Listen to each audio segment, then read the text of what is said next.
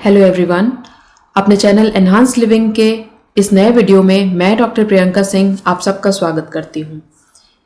त्योहारों की शुरुआत हो चुकी है और हम अपने त्योहारों की शुरुआत देवी पूजा के साथ करते हैं। देवी पूजा के इन दिनों को हम नवरात्रि के नाम से जानते हैं। नवरात्र में हम सभी देवी के विभिन्न रूपों की पूजा करते हैं, ये तो हम सभी जानते हैं। अपने आज के इस वीडियो में मैं कोशिश करूँगी कि आपको देवी पूजा के इन दिनों के बारे में यानी नवरात्रि के वैज्ञानिक और धार्मिक दोनों महत्वों के बारे में कुछ थोड़ा सा प्रकाश डालूं ताकि आपकी जानकारी थोड़ी सी और बढ़ जाए। वैसे तो आप इसके बारे में काफ़ी कुछ पहले से ही जानते हैं। तो सबसे पहले मैं बात करूंगी कि नवरात्रि बहुत साल में कई बार आती है, लेकिन जो सबसे महत्वपूर्ण नवरात्रि के दिन होते हैं वो होती है चैत्र की नवरात्रि और शरदीय नवरात्रि यानी शरद की नवरात्रि। इन दिनों शरद की नवरात्रि चल रही है, तो मैं शरद की नवरात्रि पर ही फोकस करते हुए आपको इसी के बारे में जानकारी दूंगी। शरद की नवरात्रि, जैसा कि आप समझ सकते हैं कि नाम में ही शरद है, ये माँ शारदा को डेडिकेटेड है, उन्हें ही समर्पित है। माँ शारदा जो कि ज्ञान लर्निंग की देवी हैं, तो उनको डेडिकेटेड होने की वजह से ये नवरात्रि इसलिए बहुत महत्वपूर्ण होती है क्योंकि इस दौरान आप अपनी लर्निंग को यानी अपनी सीखने की प्रक्रिया को बढ़ा सकते हैं। ये बेस्ट टाइम होता है जब आप नई चीज़ों की शुरुआत करते हैं। आप किसी तरह की कोई स्किल सीखना चाहते हैं, किसी नई चीज़ की शुरुआत करना चाहते हैं, तो नवरात्रि के ये दिन बहुत अच्छे हैं, खास तौर पर शरदीय नवरात्रि के ये दिन। देवी के बहुत सारे रूपों की हम यूँ तो नवरात्र में पूजा करते हैं, लेकिन मुख्य रूप से माँ महालक्ष्मी, माँ महाकाली और माँ महासरस्वती के विभिन्न रूपों की पूजा की जाती है। हर दिन की देवी किसी न किसी प्रतीक से जुड़ी हुई होती है, किसी न किसी गुण से जुड़ी हुई होती है। हम सभी के अंदर बहुत सारे गुण होते हैं जो सुषुप्त होते हैं, डॉर्मेंट होते हैं, जो हमारे अंदर वो क्वालिटीज़ होती हैं लेकिन हमें खुद पता नहीं होता है कि ये हैं। तो ऐसा माना जाता है, ऐसी मान्यता है कि देवी आपके अंदर के उन गुणों को जागृत करती हैं, मदद करती हैं। ये दिन कुछ खास हैं, किस तरह से, इस पर अभी मैं प्रकाश डालूंगी। पहले हम धार्मिक महत्व के बारे में बात कर लेते हैं। हर दिन जब आप पूजा करते हैं तो आपकी जो वाइब्रेशंस होती हैं वो ब्रह्मांड की एक खास वाइब्रेशन से मिलती हैं, जिससे कि आपकी पूजा का महत्व बढ़ जाता है। मैंने कहा ये दिन कुछ खास हैं। इन दिनों में जैसा कि मैंने कहा कि आप कोई भी नई स्किल सीखना चाहें, कोई भी नया काम करना चाहें तो ये बहुत ही अच्छा है। इससे आपको निश्चित रूप से ज़रूर फायदा मिलेगा। मन में श्रद्धा रखते हुए और पूरा विश्वास रखते हुए आप जो पूजा करते हैं वो ईश्वर तक पहुंचती है। हमारे धर्म ग्रंथ इस बात को पूरी तरह सपोर्ट करते हैं और आप भी पूरी आस्था के साथ देवी का आवाहन करते हैं। हर दिन की देवी की पूजा करके आप अपने उन सुषुप्त गुणों को जागृत करने की माँ से प्रार्थना कर सकते हैं। माँ आपकी मदद जरूर करेंगी, मन में पूरा विश्वास हो, आप अपने ऊपर संयम रखें और चीज़ों को तरीके से करें तो आपको इसका अच्छा फल जरूर मिलेगा। देवी के विभिन्न रूपों की अगर मैं बात करूं तो हम 9 दिनों में 9 अलग अलग तरह की देवियों की पूजा करते हैं। पहला दिन, प्रथम रात्रि की देवी हैं शैलपुत्री।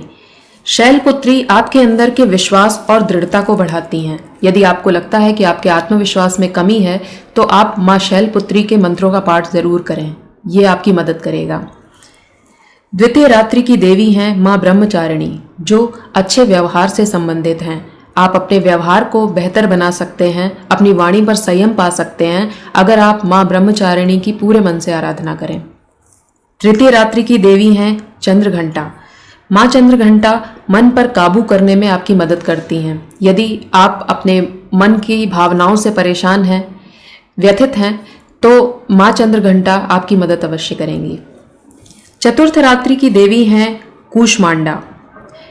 माँ कूष्मांडा सकारात्मकता को बढ़ाती हैं और आपके जीवन में अवसरों को बढ़ाती हैं। ऐसा कहा जाता है कि माँ कूष्मांडा की प्रार्थना करने से आपको अचानक से कुछ अवसर ऐसे प्राप्त होने लगते हैं जो आपके सुख और समृद्धि में वृद्धि करते हैं। पंचम रात्रि की माता हैं माँ स्कंद माता। ये आपके अंदर करुणा को बढ़ाती हैं, साहस को बढ़ाती हैं और आप इनकी प्रार्थना करके अपने आप से प्यार करना सीख सकते हैं। आप अपनी कदर कर सकते हैं, आप अपने आप को वैल्यू दे सकते हैं अगर आप देवी की आराधना पूरे मन से करते हैं तो। षष्ठ रात्रि की माता है माँ कात्यायनी। माँ कात्यायनी आपके रिलेशनशिप को, आपके संबंधों को बेहतर बनाने में आपकी मदद करते हैं। यानी आपके पारिवारिक संबंध जो हैं, आपके समाज में लोगों के साथ जो संबंध हैं, उन्हें बेहतर बनाने में माँ आपकी मदद करती हैं। सप्तम रात्रि की माता है माँ काल रात्रि। माँ काल रात्रि टाइम, रेस्ट से संबंधित हैं। ये आपके अंदर की शांति को बढ़ाती हैं। अगर आपके अंदर अशांति रहती है, तनाव और स्ट्रेस बहुत ज़्यादा है, तो सप्तम रात्रि की माता काल रात्रि आपकी मदद कर सकती हैं। अष्टम रात्रि की माता है माँ महागौरी, जो कि ज्ञान और पवित्रता की देवी हैं। ये आपके विचारों को प्योरीफाई करती हैं, आपके मन के अंदर शांति, पीस को बढ़ाती हैं और आपके विचारों को पवित्र करती हैं। नवम रात्रि की माता है माँ सिद्धिदात्री। माँ सिद्धिदात्री सफलता और परिपूर्णता को देती हैं। आप अपने जीवन में सफलता पाना चाहते हैं, परिपूर्णता पाना चाहते हैं, यानी आप चाहते हैं कि आपकी लाइफ में हर चीज़ बहुत बैलेंस्ड वे में हो, तो माँ सिद्धिदात्री की प्रार्थना करना बहुत अच्छा है। इस प्रकार मैंने बात की इन सभी दिनों की माताओं की जिनकी आप पूजा कर सकते हैं। तो ये तो हुई धार्मिक महत्व की बात, जबकि आप हर दिन की देवी की पूजा करके अपने मन वांछित फल को पा सकते हैं, अपने जीवन की उन कमियों को दूर कर सकते हैं और अपने अंदर के सुषुप्त गुणों को जागृत कर सकते हैं, क्योंकि उस वक्त ब्रह्मांड की स्थिति ऐसी होती है। अब मैं बात करूंगी इसके कुछ वैज्ञानिक महत्व के बारे में कि क्या नवरात्रि के दिनों में जो भी चीज़ें आप करते हैं उनका हमारे शरीर पर कोई असर पड़ता है, हमारे शारीरिक और मानसिक स्वास्थ्य पर कोई असर पड़ता है। हाँ बिल्कुल, क्योंकि नवरात्रि के दिनों में जब आप सादा खाना खा रहे होते हैं, आप फ्रूट जूसेस ले रहे होते हैं, आप फल खा रहे होते हैं, आप चिकनाई, तला पका या भारी चीज़ें खाना बंद कर देते हैं, तो सबसे पहले तो आप इसका असर आपके वजन पर पड़ता है। और आप जानते हैं कि बढ़ता हुआ वजन बहुत सारी समस्याओं को वैसे ही निमंत्रण देता है। तो पहली बात तो ये कि आप अपने वजन पर नियंत्रित पा सकते हैं। इस महत्व को काफ़ी लोग समझते हैं। इसके अलावा जो सबसे इम्पॉर्टेंट बात होती है नवरात्रि की, वो ये है कि आपकी बॉडी डिटॉक्स हो जाती है। जब आप बाहर की या बेकार की चीज़ें खाना बंद कर देते हैं और पानी पीते हैं, फल खाते हैं और जूस लेते हैं, तो आपकी बॉडी को उसे प्योरीफाई करने का, डिटॉक्स करने का मौका मिल जाता है। आपकी बॉडी के सारे टॉक्सिन्स, सारे जहरीले पदार्थ बाहर निकल जाते हैं और आपकी बॉडी प्योर हो जाती है। नवरात्रि के दिनों में एक चलन ये है कि आप सुबह सुबह भजन लगाते हैं, आप प्रार्थना करते वक्त मंत्र का चैंटिंग करते हैं। इन सब चीज़ों से आपके इमोशंस प्योरीफाई होते हैं। आप जब भी पूजा करते होंगे तो आपको ऐसा लगता होगा कि आपका मन पहले की तुलना में शांत है, आप चीज़ों पर विश्वास कर पा रहे हैं, आपका मन शुद्ध है। एक बहुत ही सुंदर एहसास है नवरात्रि में व्रत करना। जो लोग व्रत करते होंगे वो मेरी बात से ज़रूर सहमत होंगे।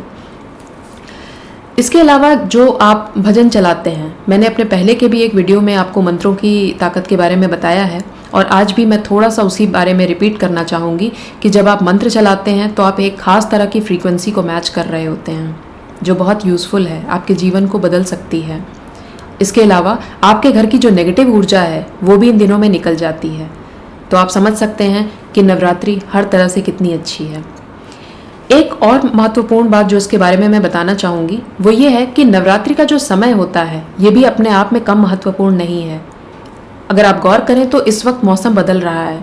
जब मौसम बदलता है तो हमारा शरीर बहुत से वायरस और बैक्टीरिया को आसानी से अपनी तरफ अट्रैक्ट कर लेता है, यानी वायरस और बैक्टीरिया का बहुत आसानी से आप पर असर हो जाता है। जुकाम, खांसी और कई तरीके की प्रॉब्लम्स आपको होती हैं मौसम बदलने के साथ, यानी आपकी इम्यूनिटी उस वक्त थोड़ी सी वीक होती है। तो जब आप इन दिनों में हल्का सादा खाना खाते हैं, पानी पीते हैं, फल खाते हैं, तो आप अपनी इम्यूनिटी को बेहतर कर रहे होते हैं। इससे अच्छा और क्या हो सकता है कि जिस वक्त आपकी इम्यूनिटी कमज़ोर हो रही होती है उस वक्त आप अपनी इम्यूनिटी को मजबूत करने के लिए काम करना शुरू कर देते हैं, और ये आप करते हैं देवी की आराधना के साथ। तो इस तरह से मैंने एक छोटी सी कोशिश की है कि मैं आपको इसके आध्यात्मिक और जो वैज्ञानिक महत्व हैं उनके बारे में बताऊं। उम्मीद करती हूं कि आज के इस वीडियो में आपको महत्वपूर्ण जानकारी मिली होगी और माँ दुर्गा, माँ लक्ष्मी, माँ काली, माँ सरस्वती, इन सब की कृपा आप सब पर बनी रहे। इसी विश्वास के साथ मैं अपने वीडियो को यहीं पर विराम देती हूँ। धन्यवाद।